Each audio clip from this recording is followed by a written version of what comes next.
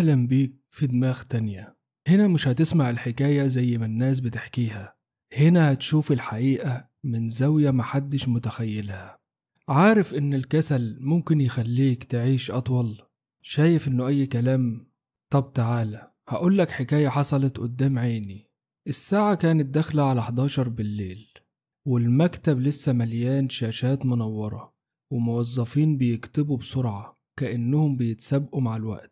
فجأة واحد منهم وقع على الكيبورد، وصوت زراير الكيبورد اتحول لصمت تام، وبعدها بثواني اتبدلت بهمسات وذهول اترسم على وشوش كل الموظفين. جرينا بسرعة نطلب مساعدة، وبعد دقايق الإسعاف وصلت، لكن كان فات الأوان. ما كانش فيه سبب لحادث ولا مرض مزمن، بس كل اللي حصل شغل زيادة عن اللزوم. في اليابان بيقولوا على الحالة دي كلمة كاروشي، ودي معناها الموت بسبب زيادة الشغل أو الإفراط فيه. ويمكن وانت بتسمعني تحس إنك بعيد عن القصة، وتقول بينك وبين نفسك إن مستحيل تحصل معاك، لكن الحقيقة المرة إننا عايشين في عالم بيقيسك بعدد الساعات اللي بتقتل نفسك فيها عشان تبقى ناجح. يمكن تكون فاكر إن الكسل ضعف، لكن ممكن جدا يكون هو الشيء الوحيد اللي هينقذك من نفس المصير الموظف اللي راح ضحية عالم ما عندوش لا رحمة ولا إنسانية. في سنة 2013 كانت تعتبر أول سنة تحصل فيها ضجة على موت شخص بسبب الشغل. ميو سادو كانت مذيعة أخبار في طوكيو، توفت وهي في عز شبابها، كان عندها 31 سنة فجأة بدون مقدمات. السبب كان 159 ساعة عمل إضافية خلال شهر، والمؤسف إن ميو ما كانتش الوحيدة. اليابان بتشهد مئات الحالات كل سنة تحت تصنيف كاروشي، وده خلى الحكومة اليابانية تتدخل بعد ما انتشر حالات موظفين بيناموا في المكاتب أو بينهاروا في الإطارات. في يناير 2018 عمال المعادن في ألمانيا اللي بيمثلهم اتحاد اي جي ميتال عملوا اضراب جزئي. المطلب مش زيادة الرواتب، لكن عشان يقللوا ساعات العمل ل 28 ساعة في الاسبوع لمدة 2 سنين، مع امكانية العودة للنظام القديم بعد كده. الناس استغربت، ليه عاوزين تشتغلوا اقل؟ الاجابة كانت عشان نعيش اكتر ونشوف ولادنا ونعتني بصحتنا. ما كانوش طالبين اجر مادي خالص. لما التجربة اتطبقت حصلت مفاجأة، الأنتاجية ما قلتش، بل في بعض الشركات زادت، ونسبة الغياب بسبب المرض قلت بشكل ملحوظ.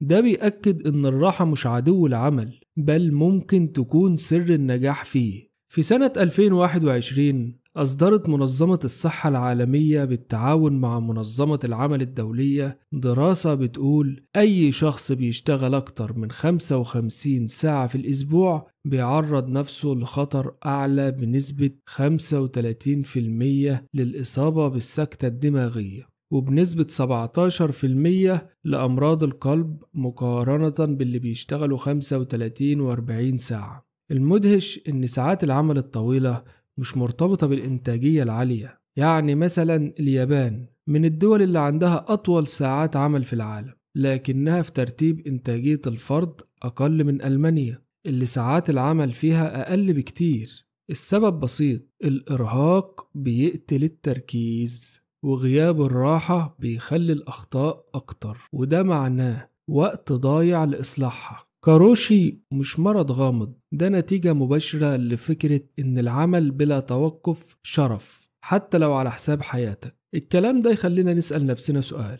هو احنا ايه اللي بيخلينا نفحت نفسنا في الشغل للدرجة دي؟ مين اللي زرع فكرة العمل حتى الموت جوه دماغنا؟ وعشان نعرف نجاوب على الأسئلة دي لازم نرجع ورا لحد ما نوصل للجذور. ساعتها هتلاقي ان احنا من زمان اتزرع في عقولنا ان الشغل الكتير يعني نجاح اكتر، وان اللي بيرهقش نفسه في الشغل ده انسان فاشل وكسول وملوش قيمة في المجتمع، مع ان العكس هو الصحيح. بمعنى اوضح، في فترة زمنية معينة حصل طفرة فكرية خلت الناس البسيطة تؤمن من جواها إن الشغل هو اللي هيخليني أوصل للجنة على الأرض، أو حتى لو هموت فأنا هموت فدا العمل. ولو تتبعنا المسار الزمني واحدة واحدة وبصينا على اليونان القديمة هتلاقي إنهم كانوا يعتقدوا إن الشغل اليدوي ده شيء دوني وبيحتقروه، والشخص اللي بيشتغلش ده يعتبر من السادة والأحرار. كمان في روما كلمة أوتيم اللي معناها الطرف والفراغ وكانت بتمثل الرقي، والشغل كان شيء مرفوض تماما. استمر الوضع كده يا صديقي لحد القرن ال19.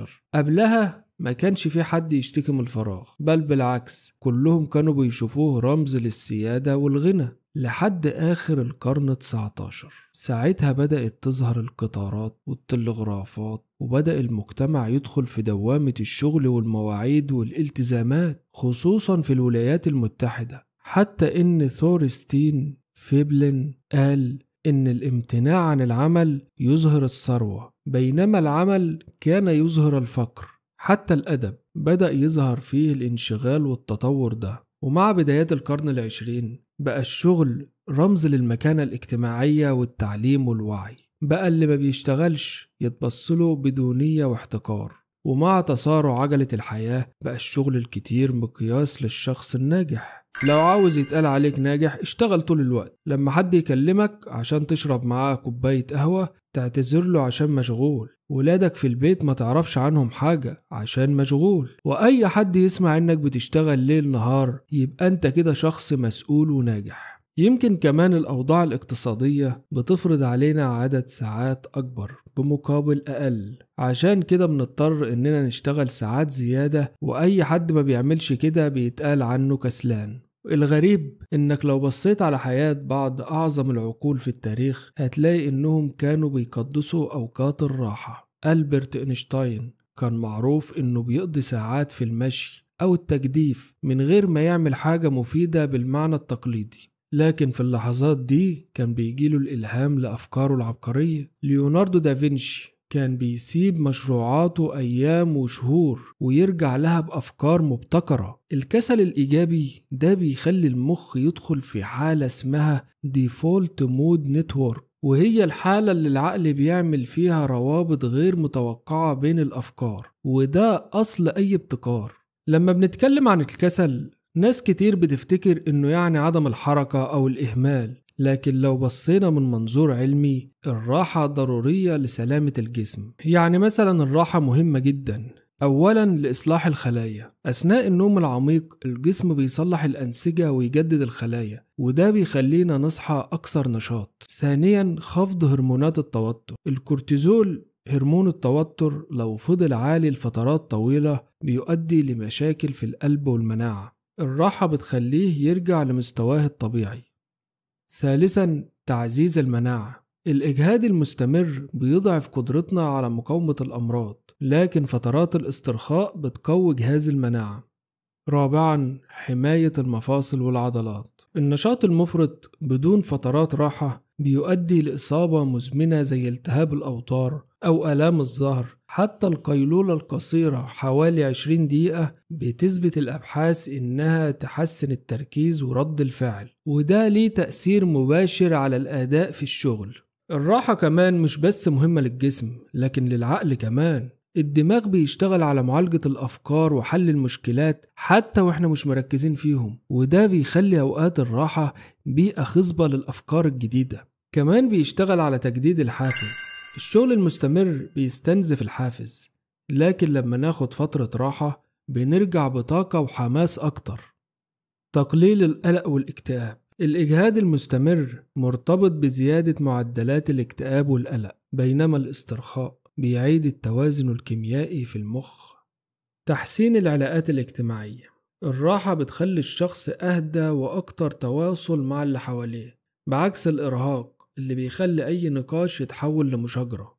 في السويد الشركات جربت نظام 6 ساعات عمل يوميا، والنتيجة كانت إنتاجية أعلى وسعادة أكتر عند الموظفين. في أيسلندا تجربة تقليل ساعات العمل بين 2015 و 2019 شملت أكتر من 2500 موظف، وأظهرت إن الصحة النفسية والجسدية اتحسنت من غير ما تقل جودة العمل. هولندا كمان من أكتر الدول اللي عندها توازن بين الحياة والعمل، ومع كده اقتصادها قوي وجودة الحياة فيها عالية جدا.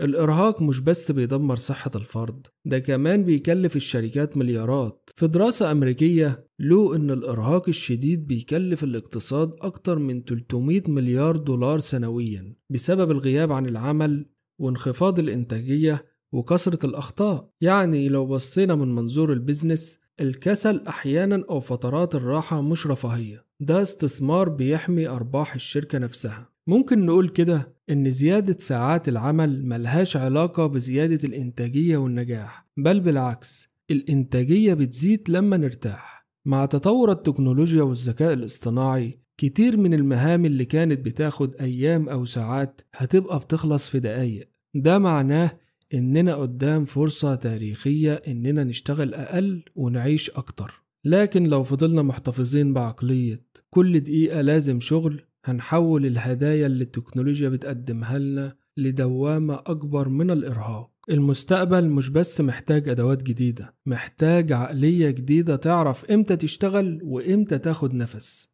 في النهاية النجاح مش سباق مين يقعد أكتر في المكتب، النجاح الحقيقي هو إنك تعرف إمتى تشتغل وإمتى توقف. الراحة مش كسل، الراحة استثمار في صحتك وعقلك، وضمان إنك تقدر تكمل الطريق من غير ما تنهار. المرة الجاية لما حد يقولك أنت كسول، افتكر يمكن تكون أنت أكتر واحد فاهم اللعبة صح. وكده تبقى خلصت حلقتنا. اشترك في القناة وفعل الجرس عشان يوصلك الحلقات الجاية. سلام.